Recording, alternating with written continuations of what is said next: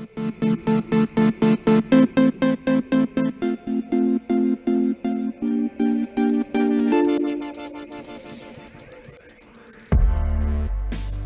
Friday, a frigid Friday in Pittsburgh, Pennsylvania. I'm Matt Gajtka, and this is Gajk's Got Game on the River's Edge, found at riversedgepgh.com. We're also broadcasting live on this Friday morning at 8 a.m. Eastern Time on Facebook, so you can find us there too. We give you a whole bevy of platforms with which to experience our prime hashtag content here at the Millvale Studios. Glad to be back after a week off.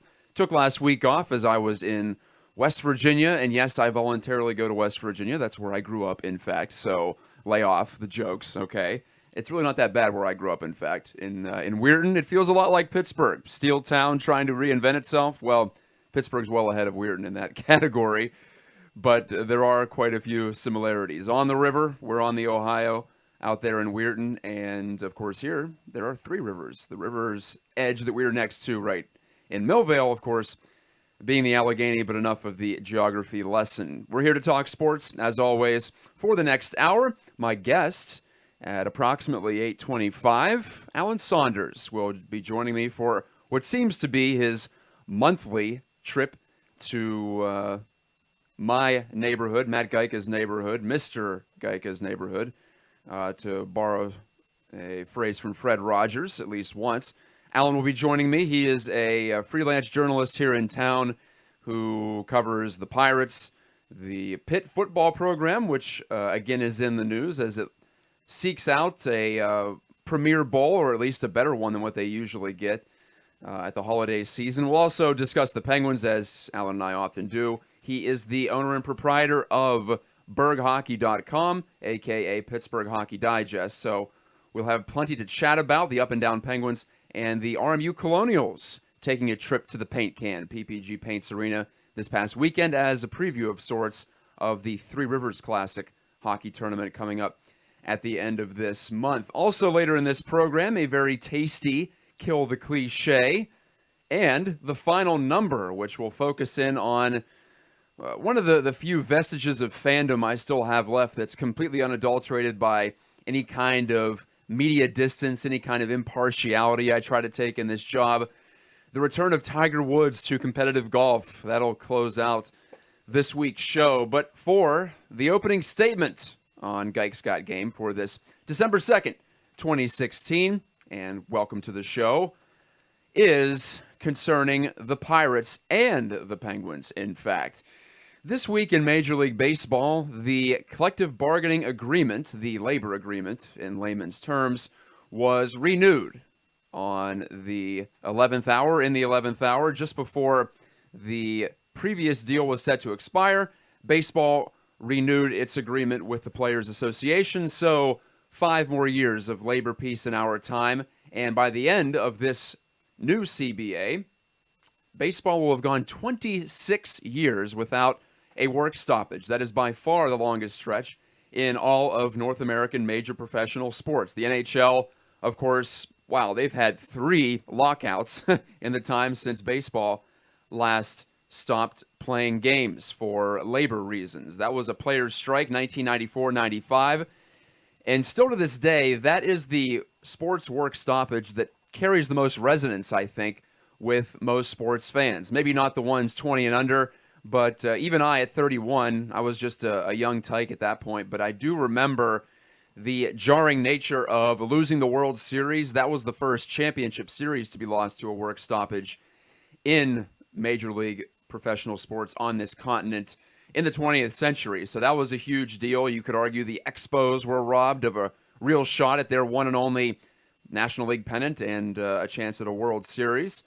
But Montreal pity aside, that hit home the public perception that baseball players are the most greedy of the bunch, that the baseball union is the most powerful of the bunch. And, well, I don't necessarily subscribe to the first theory, but the second theory I really do. And we saw, again, how much power the baseball union has, because once again, and some of this goes on the owners, but baseball remains the only major league sport in this country without some sort of a hard salary cap or a salary floor in terms of payroll on the major league level. So, in other words, you have no limit, assuming you're willing to pay a luxury tax on how much you want to put into, how much money you want to put into your major league roster. That's not the case anymore in hockey. We've gone more than a decade with a salary cap.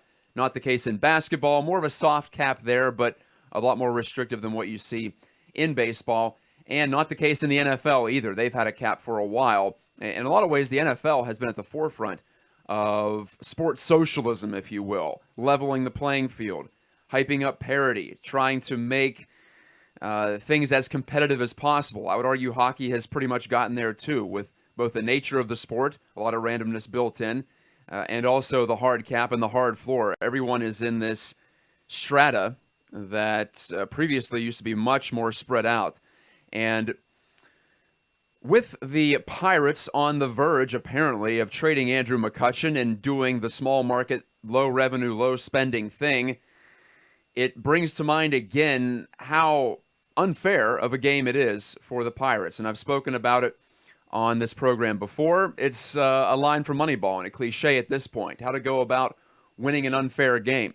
And the Pirates have been at it for a while. To their immense credit, the Kansas City Royals emerged from 2 decades plus in the wilderness and won a World Series. Went to 2 of them, came within a couple of plays of winning the first one, and then they took the second one, taking it away from the Mets last October. So the Royals broke through, but for the most part, in baseball, it's the most difficult sport for a low-spending team to compete. And I don't see that changing anytime soon. I mentioned the union's power previously, just a couple of minutes ago.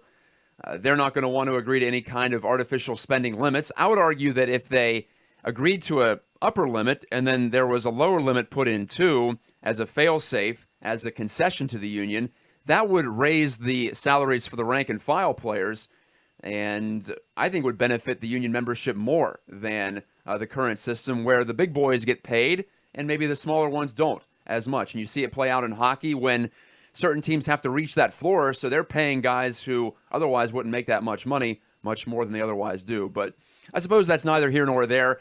The real takeaway from the CBA negotiations is that in our lifetimes, at least until maybe all of us are well into our dotage, we're not going to see any kind of hard cap or hard floor in Major League Baseball. And that really hurts the Pirates. And tangentially, you could argue that this is all motivated by the Pirates' way of doing business. Neil Huntington, the general manager, Frank Coonelly, the team president, Bob Nutting, the primary owner.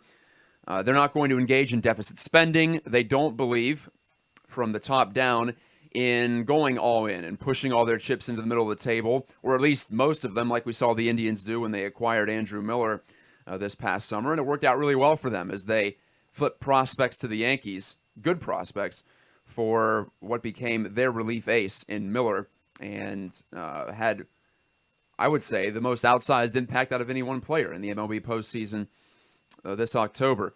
But the Pirates aren't doing things that way, and part of that, as I mentioned, is their own belief in keeping that competitive window open as long as they can. But also, from the top, and I'm talking about the league, from the top, it is motivated by the system that the Pirates are in. They are never going to come anywhere close to the higher spending teams in the league. So, in my view, MLB enables teams like the Pirates to hang back, maybe even start next season with a payroll under $100 million. The Pirates finished last year right around 106. That was 25th in Major League Baseball, $106 million I'm talking about to Major League players. Sounds like a lot, but in the context of Major League Baseball, it is not. And I think if the owners would find a way to push for, well, owners, and it would take cooperation on the player's standpoint, from the player's standpoint, but if baseball and the powers that be would find a way to push that condensed strata that I was talking about that happens in hockey, everyone spending in a certain range, I think you would see the Pirates be forced to spend more and maybe go outside their comfort zone, but that's not going to happen. And there is so much criticism levied toward the Pirates and their desire to trade Andrew McCutchen, multiple national reports indicating that it could happen as early as today.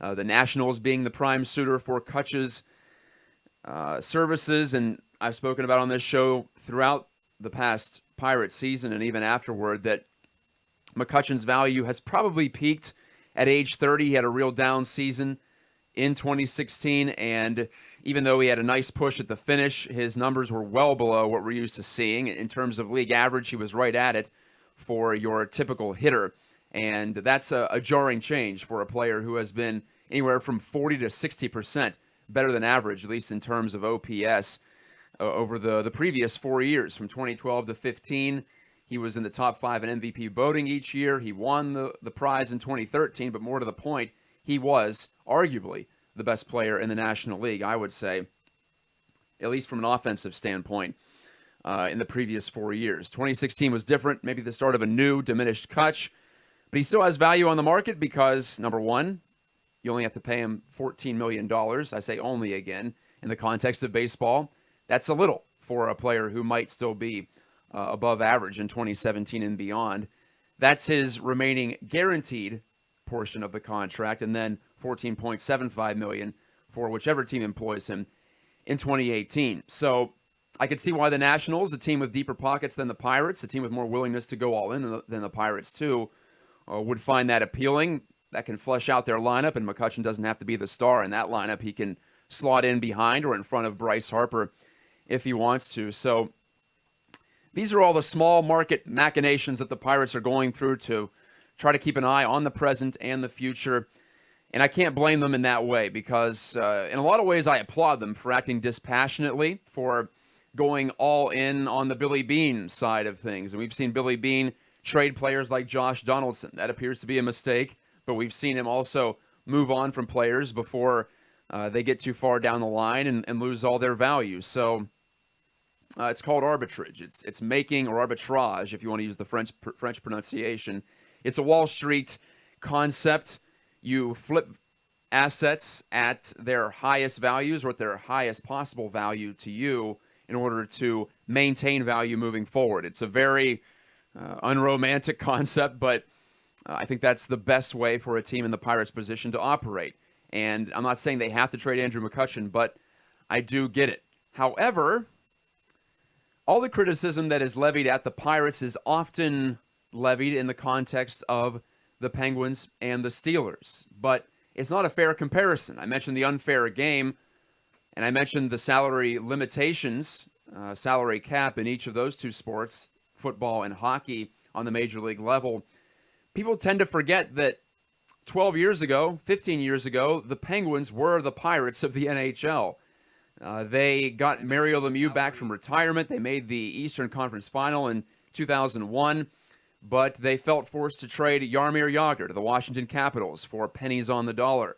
They got rid of Alexei Kovalev to the Rangers because they couldn't afford to pay him. Martin Straka, Robert Lang, all of them went away before the full season lockout in 04-05 that established the salary cap and blew up the previous economic system. Now, hockey is not making anywhere near what baseball is making right now, and most baseball owners, if not all of them, are, I would imagine, at least feeling pretty good about their financial futures. That wasn't the case for teams like the Penguins in the NHL, so there was an appetite, a greater owners versus players divide in the NHL back then, and that helped motivate the system that has allowed the Penguins to not only keep Sidney Crosby, Evgeny Malkin, Chris Letang, Marc-Andre Fleury, at least for now, for a decade plus, but also allow them to compete and be one of the premier glamour franchises in the NHL. Imagine the Pirates being a glamour franchise, a team that spends to the salary cap, a team that is considered one of the richest in all of baseball. That's never going to happen in baseball the way it is right now. But it wasn't too long ago that the Penguins were in that same position. And for me, it all goes back to having a equitable economic system to function in. And typically in America, we love capitalism, but in our sports, we like socialism quite a bit. It has turned out very well for the NFL, any given Sunday and all that, for the NHL, for the NBA even, where stars have more of an outsized influence. There's more of a haves and have-nots type of a situation in basketball. But even there, the league has been benefited by the salary cap. And the Pirates don't have that, and because of that, these types of unpopular decisions, the ones that Neil Huntington has talked about since the end of the regular season, as if to prepare fans for the contingency that McCutchen may be playing elsewhere in 2017, these types of decisions are always going to be on the table as long as there is no salary cap in baseball. We'll take a break on Gajk's Got Game. When I return, Alan Saunders will join me for more talk about this topic, as well as the particulars of the McCutchen trade discussions, as reported by some reputable national guys like Ken Rosenthal and Jason Stark. And we'll get into the up and down Penguins, and I mentioned some RMU hockey too, as we look forward to the Three Rivers Classic at the end of the month. This is Gajk's Got Game, and you're listening to The River's Edge. Thanks so much for hanging out the River's Edge Radio. Right here, you got Jeremy Kaywood hanging with Brian Crawford for this little promo. December 2nd at the Funhouse of Mr. Smalls is my CD release show. You should come and check that out, December 2nd at the Funhouse of Mr. Smalls. We have Andre Costello, Jeremy Colbert, Tori Shinneman for some spoken words, some classical violin playings and stylings from Johanna Chastik, special appearances by Adam Levine and The Way of Life. It's going to be so awesome. You should come on down to the Funhouse at Mr. Smalls on December 2nd for my CD release show. Thanks, guys. Keep listening to River's Edge Radio. I am a dog, and I must obey to be fed and throw the ball, and I will chase it till the end. I keep running and panting.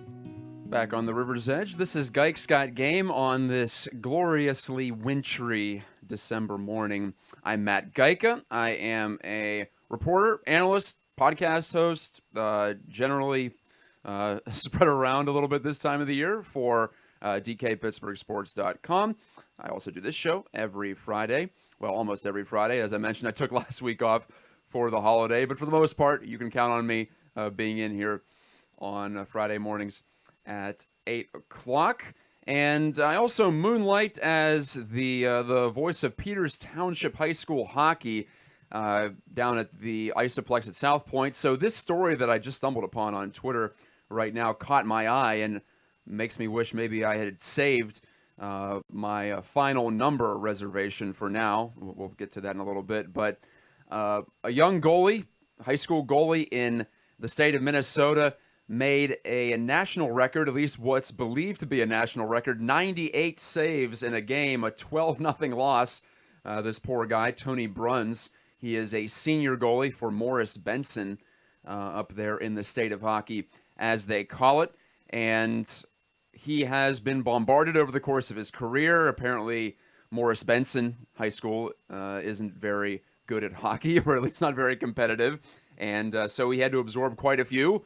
And I'm sure he's a little sore after this performance. But 98 saves, incredible stuff from Minnesota. My guest at this time on Gajk's Got Game would be all over this story if it happened in the Pittsburgh area, because he is the owner and proprietor of the terrific All Hockey All the Time website, All Pittsburgh Hockey All the Time website, Pittsburgh Hockey Digest. You can find it at berghockey.com. And his name is Alan Saunders, one of our regular guests here on Gajk's Got Game. Thanks for joining me, Alan. And did you see that story from Minnesota? No, I didn't. That's 98 saves. Is I don't know, how do you face him as one of his defensemen? I'm assuming he has defensemen. Judging by that total, I don't think he does. But yeah. So you are, as I mentioned on the first segment, spread out a bit right now. You're going to be joining me at the MLB winter meetings next week for your duties for the Beaver County Times. But in addition to that, you've been covering Pitt football, Pitt basketball for Pittsburgh Sports Now. So you've got quite a bit going on as always. And I caught up to you at the PPG Paints Arena on Sunday for RMU hockey against Dartmouth. That didn't turn out too well for the Colonials. But I see your schedule continues. Yeah, it's insane as always, but it's gotten to the point where 8 straight days is now not so bad. That's what I'm on right now, and I'm like, yeah, well, I get Saturday off. This is okay.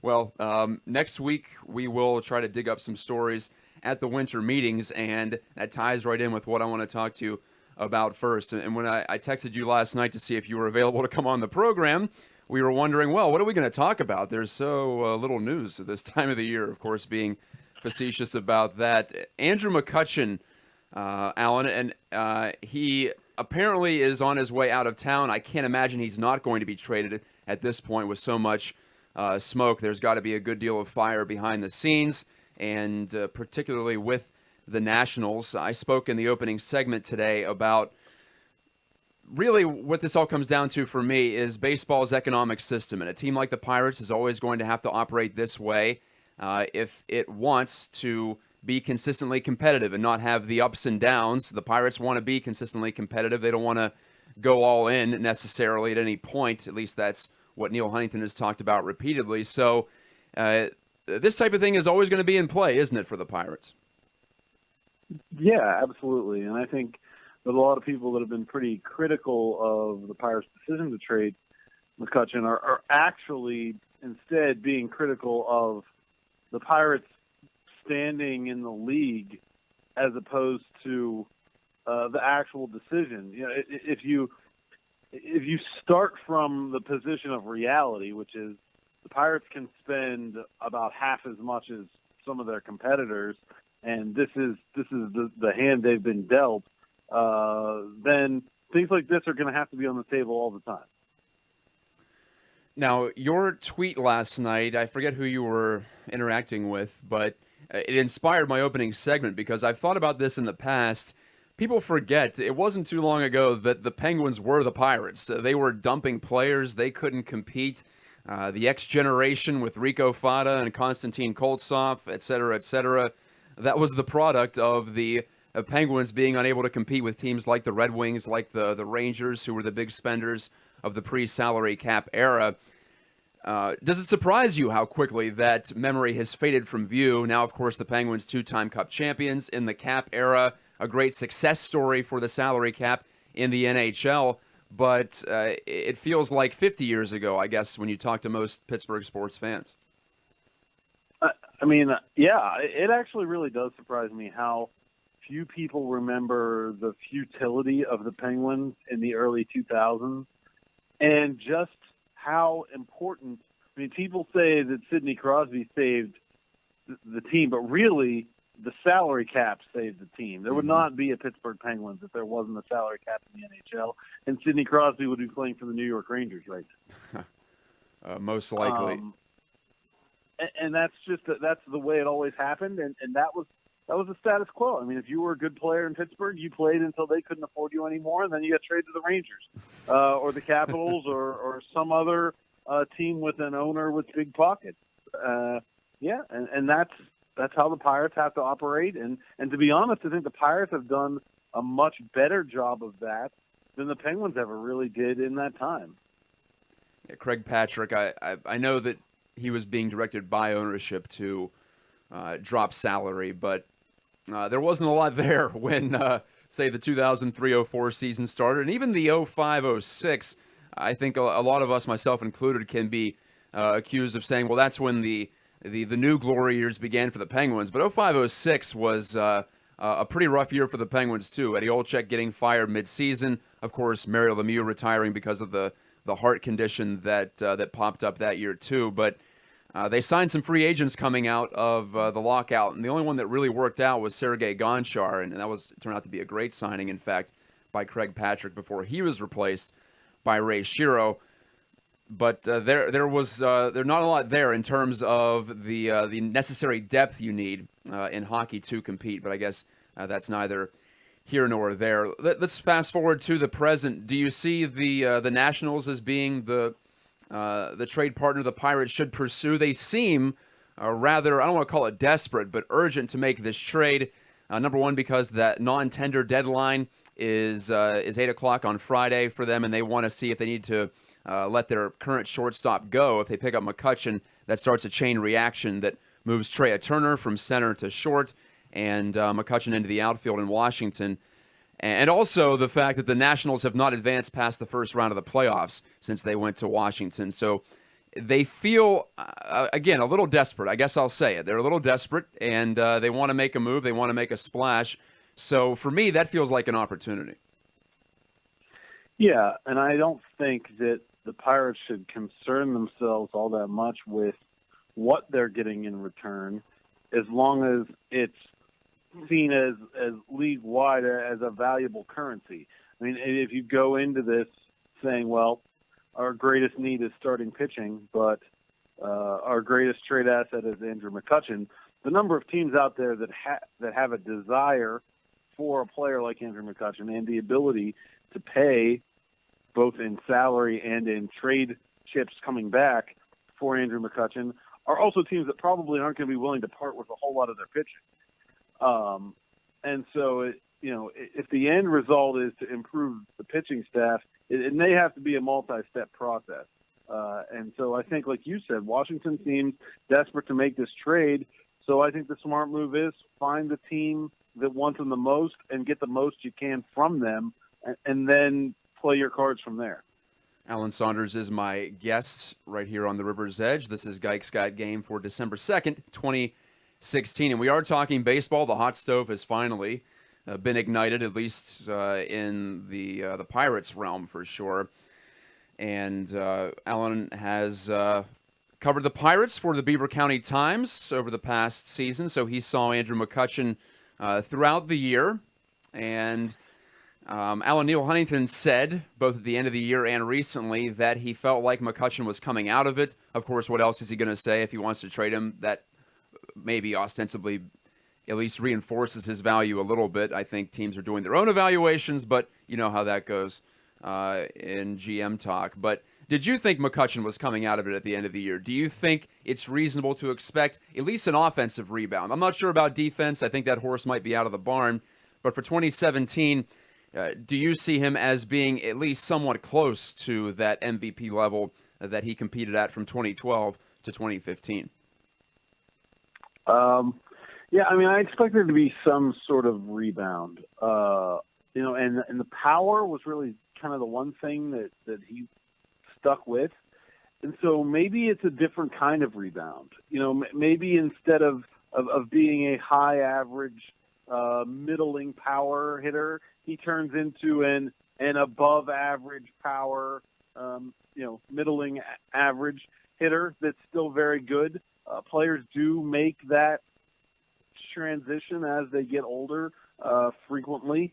Maybe it's a little bit of a different Andrew McCutchen, but I would expect the overall product to be better than it was in 2016, at least a little bit. I don't know if he gets back to MVP territory or not. That's at 30 years old, and that's a tough thing to do. It's not very common to see a player of his caliber really fall off the way he did last season, and so there's not a whole lot of track record where you can say, well, yeah, this is something that just happens sometimes, and players turn it right around. Sometimes when you're 30 and things go downhill, they stay that way. So I would kind of expect him to rebound, but it's far from a certainty. All this sports-related talk of after you hit 30, it goes downhill. That depresses me as a 31-year-old. I'm sure you feel the same way, Alan, or where we are in our lifetimes. Just turned 33, so yeah, it's not better. I hate talking about it. I try to separate. Of course, they're not talking about you, Matt. They're talking about athletes in general. Okay, so then I can move on and stay emotionally stable. I couldn't blame Pirates fans for not being emotionally stable yesterday, though, considering all the talk about McCutchen. And Alan, I am not factoring out, or I'm not dismissing the idea that there is collateral damage to the fan base when you trade a player of Andrew McCutchen's stature, not just how good he is on the field. I think people like you and I tend to be a little more analytical about this stuff, but even when I was just a fan, quote unquote, I tried to think of it in black and white terms, or at least as close as I could get. But I've been a kid too. I got a Ramos Ramirez's jersey when I was a kid, to use an example, or Jaromir Jagr. I was crushed. In fact, that's probably the best example I could probably make of being crushed by a trade emotionally as a sports fan, was when Jagr was dealt to Washington. He was my guy. So I get that, but how much can the Pirates even care about something like that? They still have to sell tickets, so I guess they can't completely ignore it. Yeah, it's kind of it's a really tough catch-22.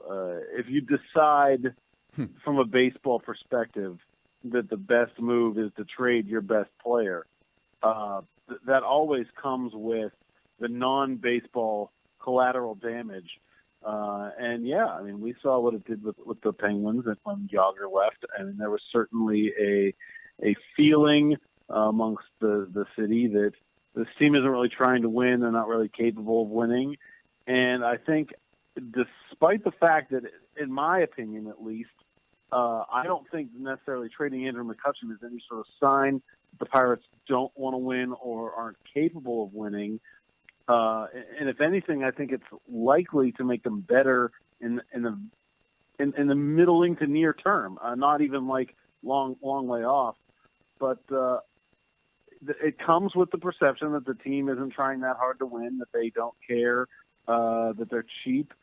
And the Pirates have been battling that perception for years, and to be honest, they don't do a great job of it. So I don't see a positive end game from that perspective. The fans are going to be angry if they get Ruth, Mantle, and Gehrig back for Andrew McCutchen, and so when the return is obviously significantly less than that, yeah, there's going to be an angry mob. And just like there was an angry mob after the Francisco Liriano trade last season, the Pirates don't seem particularly adept at explaining themselves in a way that the fan base then says, oh, okay, I can understand that, and I'm on board with that. They don't seem to be able to make that connection on a regular basis. That would be the one area. That is the one area in which I'd be critical of the Pirates and their way of doing business is I don't think there's enough of an outreach in that area to make it relatable, to make it not sound like, as I mentioned, GM speak from Neil Huntington or even further above. It would be nice to hear from Bob Nutting once in a while, too, or at least have him be a little more of a public owner. I think people respond to that. I don't think he's ever going to turn around his reputation in this town unless the Pirates win multiple World Series and they spend at least in the middle of the pack. So I don't see that happening. And so that appears to be a bit of a lost cause, but I think there can be inroads made in that area with a little more effort and a little more empathy for what this Pirates fan base has been through. Hey, speaking of the fan base, they had to have been pretty depressed to hear that Jung-Ho Kang was arrested for DUI and fleeing the scene in his native South Korea. Early Friday in Korea, so that news broke last night since Korea is 14 hours ahead of us here in the Eastern time zone. His second off-field incident, and this one appears like it's going to come with actual charges, unlike the sexual assault case in Chicago, which remains open, but Kang never proceeded beyond being a possible suspect in that. Does this change the future for you for Kang? Should the Pirates be concerned about his, eligibility to even leave the country, I suppose, with legal trouble, but also the idea that this guy may not be in control of himself off the field? Yeah, there's a lot there. I think that Sure on is. one hand, a DUI is something that unfortunately is fairly common in our world, and the Pirates know that all too well. Mm-hmm. And I think that Frank Coonelly actually did a pretty admirable job of mentioning his own in his statement last night. But if you fire, trade, or cut everybody that ever gets a DUI, you're pretty limiting yourself as far as what you can do as a team. And I don't think that's necessarily always the right move. But when it leads to a greater path of difficult off-the-field decisions that someone's made, then you do start to question. And in particular, when you're talking about a player that's a foreign national, there is a greater level of scrutiny on him as to whether he can be eligible to play from a visa and an entering the country standpoint. So, yeah, I'd imagine the Pirates are pretty nervous about the way all this goes down. If and I don't pretend to be a Korean legal expert. You don't. But if It's you know, news to me. in some countries, you know, if you get charged with something that's equivalent to a felony, you can't leave the country. Yeah. They take your passport. So, yeah, that part of it is very concerning. You know, I don't have Jung Ho Gong's salary information on the top of my head, but I think he can afford a cab. So, What's the you know, Korean it's a- version of Uber? That would be nice too. yeah, it's probably a moped. Oh man. Be nice to our friends in South Korea. They're better than our They have a enemies in North Korea. I would imagine it is though. They have a very Oh. that they do. They have like moped cabs, I guess, for lack of a better word. Well, thank you for that. But yeah, it's a concerning decision, and then you have to be worried about the future with him. In the short term, you know, they have David Freese signed. They have some extra pieces in places, whether it's, you know, putting a third baseman's mitt on John Jaso and seeing what happens, or Adam Frazier is certainly at least capable of playing the position. So they have some. It's not a disaster if, you know, for some reason Jung Ho isn't able to play, but it certainly brings into question, when you're a team like the Pirates that wants to think about not just this season but next season and beyond, how long they can count on him being their third baseman.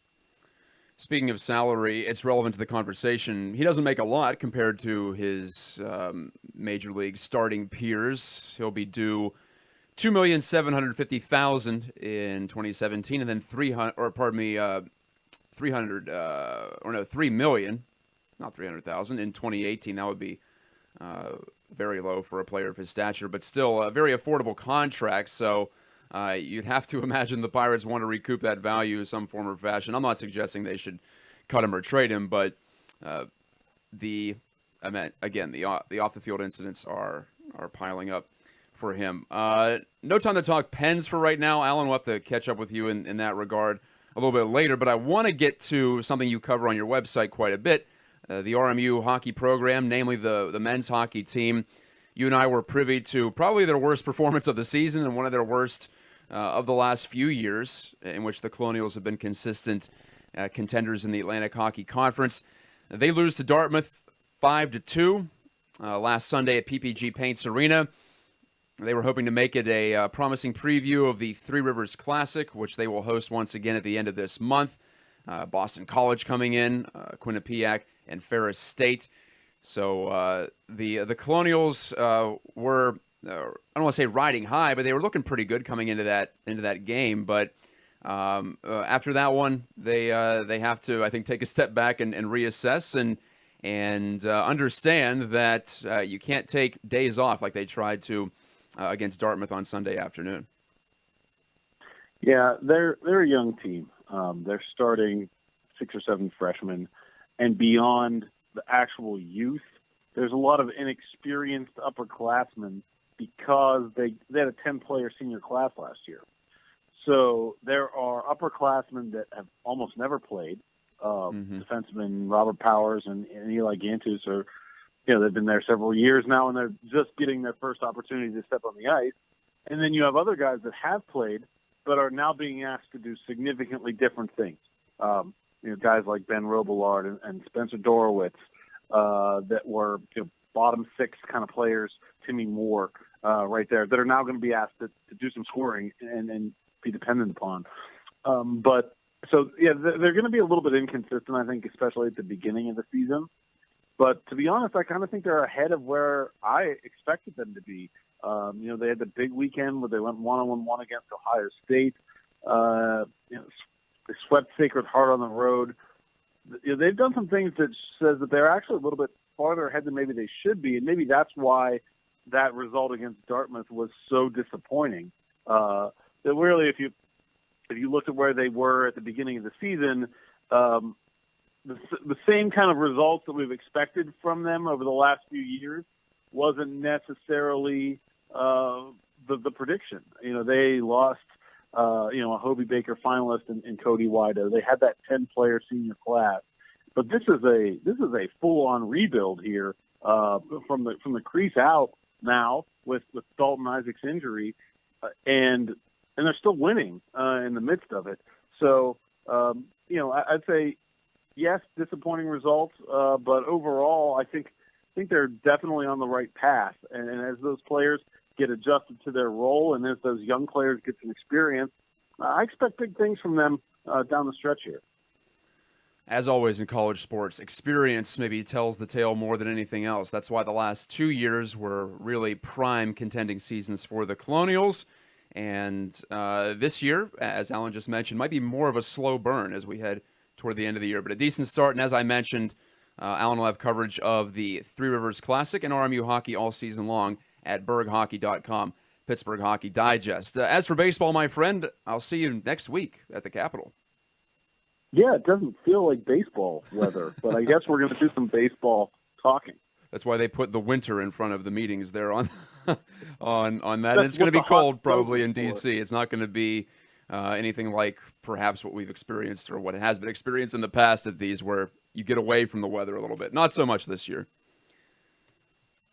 Yeah, that's why you need the hot stove, I guess. And Nice. we'll have a good time in D.C. though. It's a great city. One of my favorite road cities to travel to. If you're a history buff, I know you are. I am too. You've got to love D.C. Got to love having Alan Saunders on this morning for an extended period of time. Thanks for your time, Alan, and we'll talk to you later. Sounds good. Thanks for having me on as always, Matt. You got it. And we'll talk to you after this break on the River's Edge. Coming up, Kill the Cliche, as I mentioned, a tasty version of it, and the final number, all smashed into one final segment on the program. Return in just a few.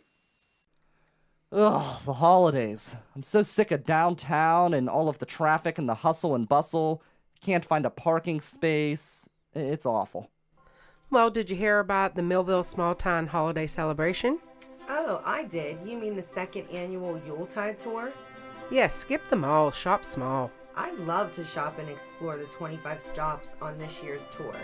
Wow, I love Millville businesses. This is awesome. 25 shops, that's great. But what am I going to do with the kids? The kids are going to get bored of shopping all day. I hear they're having a Christmas carnival at the Millville Community Center from 1 to 3 with Santa. And Santa is coming to town at 6 o'clock to light the tree. So what do I do in between with the kids?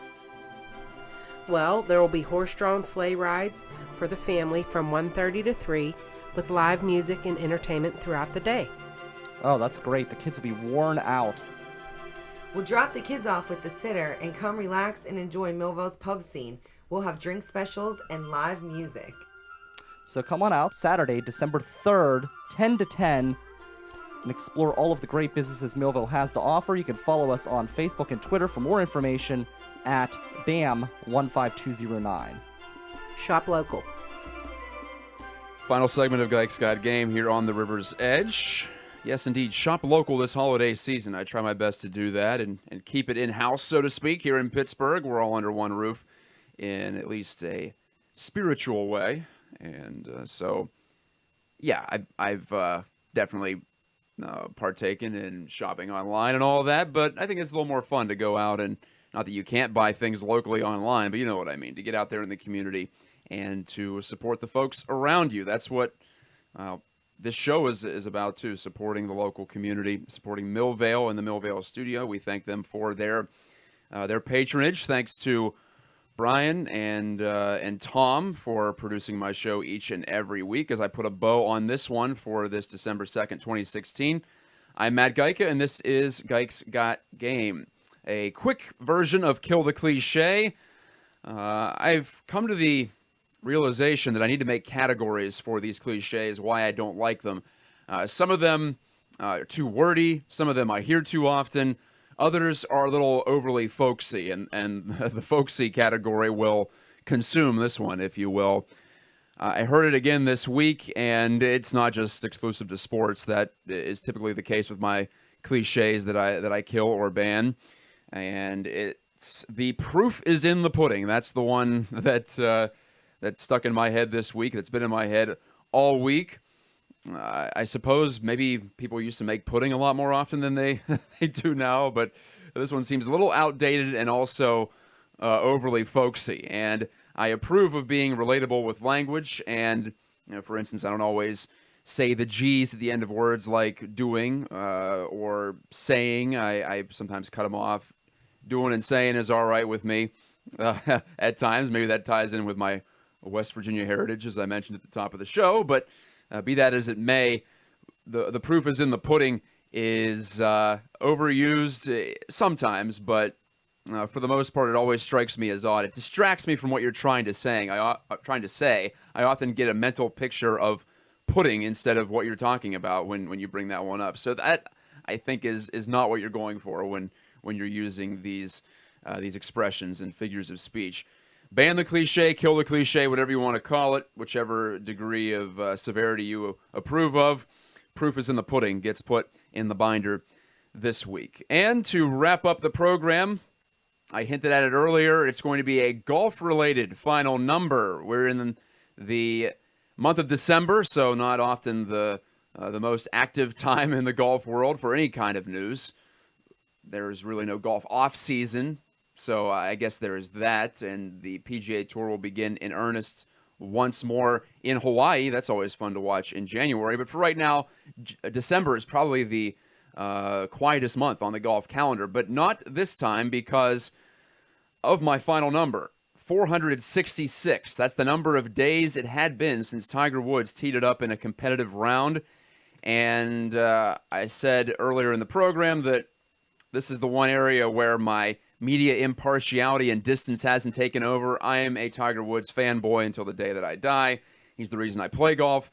He's my sporting hero, original one, going back to when I first started watching and paying attention. And I've always had a soft spot for individual sports. The self-reliance, something about it appeals to me, and that's why I played a lot of golf and tennis growing up and still try to. But Tiger Woods has had to do some soul searching, and it's not all connected to that 2009 Thanksgiving incident at his housing community in Isleworth, his former housing community in Central Florida, where he hit the fire hydrant and then all hell broke loose in his personal life. Everything came out with regards to his extramarital affairs and the sordid nature of those. We don't have to go over those, and I would rather not go over those or think about those for the rest of my life. It was a sensational story. It was heartbreaking for me personally to see him go through that. To bring that upon himself, I guess, might have been the worst part for me. He always seemed to be smarter than that, more in control of himself, especially on the golf course. So that was jarring. And boy, has that been a long time ago, by the way. That was 2009. So we're 7 years past the new era of Tiger, if you will. And he tried to open a new era Thursday, and I think he did a pretty good job of it, getting back on the golf course. His back is finally in shape, ready to go. He was playing at the Hero World Challenge, an unofficial event that benefits his foundation down in the Bahamas. It used to be in Southern California. Now it's been moved to Ernie Els' course on the islands in the Caribbean. And Tiger came firing out of the gate, quite literally, taking aggressive swings, moving to 4 under par after 8 holes. He was 1 off the lead in the tournament. However, a couple of bogeys on par 5s and then a strange double bogey from the middle of the fairway late in his round. That sent him to 1 over 73 in his return to competitive golf. Could have been better. I was dreading him yipping on a chip again, or anything that has come up in his game in the last 4 or 5 years that's kept him from being the type of player that golf fans used to love watching and being attached to, especially on those major weekends. But there was really nothing to be overly concerned about, just some random misses, and maybe attribute that to rust. Again, 466 is my final number of days since Tiger Woods had last played a competitive round. But he was swinging a lot more freely. It looked a lot more like the Tiger Woods when he first came on tour. Not quite that same amount of whip and violence on the swing, but good tempo. He was hitting the ball both ways. He was drawing it. He was fading it. So he's curving it to the left, curving it to the right. in this decade, he's been pretty much just hitting a whole bunch of fades out there, weak-looking shots, but he was shaping the ball. He was in control. That's my point. And I thought Alan Shipnuck, the veteran golf writer for Sports Illustrated and Golf Magazine, had a nice perspective on golf.com. Check that out if you are a golf fan. Looking back at how Tiger yesterday at least reminded him a little bit of that Tiger when he first came on tour back in the mid to late 90s. And the one thing I was most encouraged by was a quote that Alan Shipnuck got from Tiger's old coach, Hank Haney, who wrote the book The Big Miss, about what he believed has led to Tiger's decline from the peak of the golf world, the peak of the sports world, you could say, to where he currently is and where he was last year, looking like a cripple on the golf course and a guy who's never going to be able to even shoot a decent score in a regular run-of-the-mill PGA tournament, let alone make a run at another major or two, or heaven forbid, the 4 more he needs to catch Jack Nicklaus on the all-time leaderboard. But Hank Haney said, among other things, and you can find this in this golf.com story from Shipnuck, but Haney said, based on what I saw today, and he's speaking of yesterday, Thursday in Bahamas, I think Tiger wins more tournaments, number one, and at least one more major. And that set off alarm bells in my head when the guy who worked on Tiger's swing as close to Tiger as anyone was during that time period when he went from young phenom to reliable veteran to, like I mentioned, injured and in deep trouble off the course. But when Hank Haney says something like that, a guy who has not held back in his criticism of what he has perceived to be a lack of work ethic from Tiger at times in working on his game when Haney was working under Tiger Woods as his coach. That's how it works in golf. The coach works for the player, not vice versa. But to hear Haney be that outwardly positive about it in public, in the public sphere, that encourages me. What I saw with my own eyes said it looked like a Tiger Woods who could compete, but when Hank Haney, a guy who doesn't pull any punches, there's a cliche for you we might be banning in the future, but a guy who does not hold back says something like that he thinks Tiger Woods could at least win one more major, that's really all that I want. I just want one more major from you, Tiger. I want one more Masters Sunday or U.S. Open Sunday, Open Championship, PGA Championship, whatever it is. I just want to see you pump that fist on the 18th green one more time and give us all that feeling that you gave us when you revolutionized the game and changed the game in a lot of ways and got young kids like myself interested in a sport that previously had been restricted to the country club set. Arnold Palmer did a lot in moving it out of that perception, but it was kind of back into that type of a rut when Tiger came on the scene in the 90s and revitalized it and powered the Nike golf brand as well, too. So he became a brand himself, and I hope he can burnish it a little bit, burnish that brand again, and in his 40s, at least give us some glimpses of the old Tiger. Thank you for listening to Gajtka Got Game this week. It's been my absolute pleasure to be with you. Thanks to Brian Crawford for producing the show, and Alan Saunders for taking some time out of his Friday morning to join me for some winter bucko talk, in addition to a little bit from the local Pittsburgh hockey scene. This is Matt Gajtka reminding you that when the radio fades, you know life's moving fast. I'll speak to you next week after my sojourn to our nation's capital for the MLB winter meetings. Talk to you then.